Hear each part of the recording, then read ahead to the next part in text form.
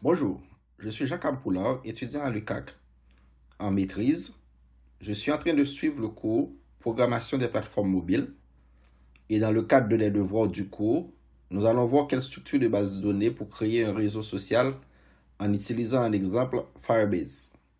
Donc, ce travail sera réalisé avec mon collègue qui va se présenter tout de suite après. Bonjour, je m'appelle Étienne Arnoux et je suis actuellement en maîtrise à l'UCAC et aussi en double diplôme à Télécom Saint-Étienne en France. Et aujourd'hui, nous allons vous présenter la structure d'un réseau social ainsi que son implémentation avec un exemple concret de Firebase. Afin d'introduire le sujet, commençons par définir ce qu'est un réseau social. Un réseau social est une plateforme en ligne où les utilisateurs peuvent créer un profil, partager du contenu et interagir avec d'autres personnes. Il permet de tisser des liens, d'échanger des informations et même de créer des communautés autour d'intérêts communs. Maintenant, quels sont les types de données utilisées au sein d'un réseau social? Eh bien, dans un réseau social, on en trouve divers types de données. Par exemple, les données textuelles, concernant toutes les publications, les commentaires ainsi que les messages, mais aussi des images, par exemple pour les photos de profil ou les images au sein des posts, mais aussi des contenus vidéo ainsi qu'audio, que ce soit pour des messages vocaux, des vidéos intégrées, j'en passe, et d'autres types de données un peu plus niches comme des liens ou des métadonnées pouvant être utiles à la navigation au sein du réseau social. Et maintenant, la bonne question, pourquoi choisir Firebase comme backend? En effet, Firebase s'offre comme une solution idéale pour un réseau social car elle offre à la fois une base de données en temps réel, qui peut être Firestore ou Realtime Database pour synchroniser les posts ainsi que les messages. Elle rend très facile l'authentification avec Google, Facebook ou même simplement avec email. Et elle possède d'autres avantages tels qu'un stockage sécurisé des images grâce à Firebase Storage, ainsi qu'une bonne scalabilité automatique permettant à la fois de gérer des projets de petite ainsi que de grande taille, sans se soucier des serveurs. Maintenant, concentrons-nous sur la structure générale des données derrière un réseau social. La première collection d'une telle structure de données est celle pour les utilisateurs. Cette collection comprend des informations sur les utilisateurs, comme toutes les données contenues dans le profil, mais aussi les amis ou les followers de l'utilisateur concerné. Ensuite vient la collection des publications.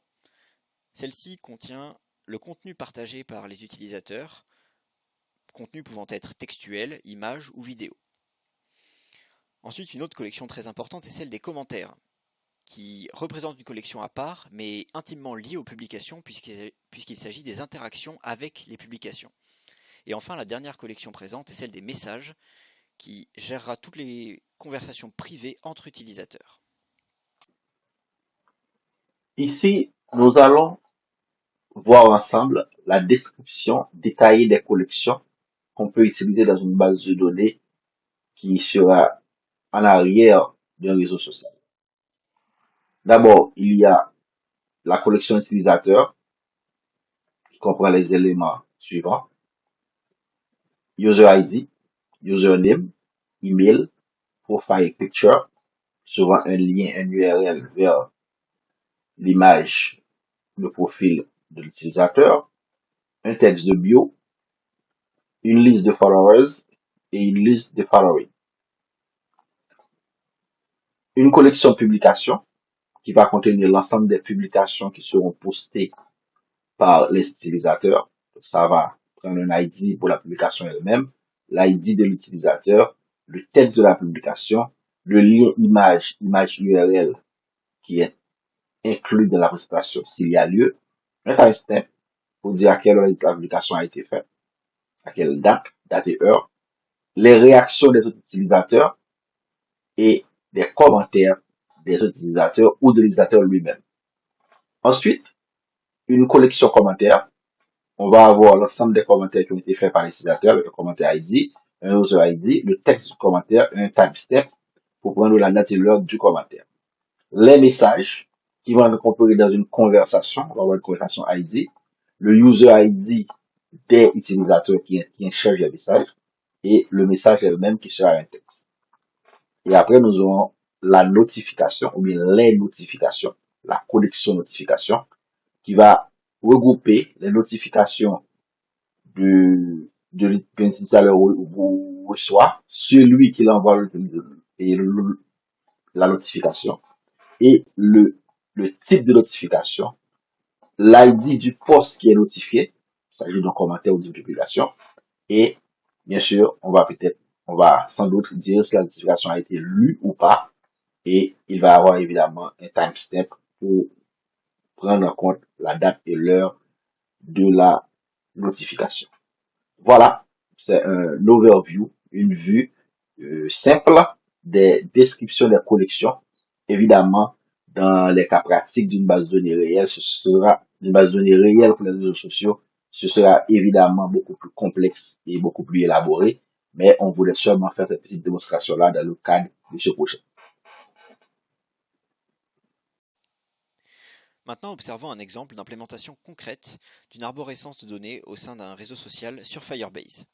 Ici, dans cet exemple, nous avons la première collection Users, qui contient les données utilisateurs, comme l'email, le nom d'utilisateur, mais aussi un lien pour la photo de profil contenue dans Database Storage, et aussi quelques champs propres à ce réseau social, comme des centres d'intérêt, des amis, mais aussi des expériences. La deuxième collection intéressante est celle des posts. Celle-ci est commune à beaucoup de réseaux sociaux.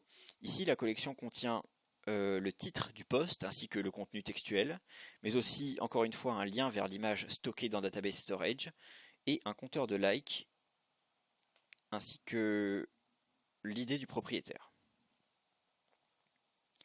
Enfin, une dernière collection intéressante est celle des conversations. Celle-ci, dans cet exemple, contient une conversation entre deux participants qu'on peut voir en bas à droite, ainsi que tous les messages échangés avec leur timestamp, leur contenu et éventuellement les images incluses. Enfin, regardons de manière concrète comment implémenter un projet Firebase développé avec Kotlin. Il est avant toute chose utile de préciser qu'un tel tutoriel est facilement accessible en ligne, de par la grande base de données utilisateurs de Firebase, et aussi facilement accessible avec d'autres plateformes de développement telles que React Native. Tout d'abord, la première étape est de configurer le projet dans la console Firebase, car c'est ici que l'on enregistre notre application et que l'on active les services nécessaires. Ensuite, il est bon d'ajouter les dépendances Firebase dans les fichiers Gradle de notre projet, ce qui permet à notre application d'utiliser les outils proposés par Firebase. Une fois les dépendances en place, on procède maintenant à l'initialisation de Firebase dans la classe d'application. Cette étape est indispensable pour que Firebase fonctionne correctement dès le lancement de l'application. Ensuite, pour la gestion des données, on utilise Firebase Firestore, qui permet de stocker et récupérer facilement des données dans une base cloud en temps réel. Enfin, il est possible de mettre en place l'authentification des utilisateurs avec des fonctions très simples pour l'inscription ainsi que la connexion, ce qui est essentiel pour sécuriser l'accès à l'application.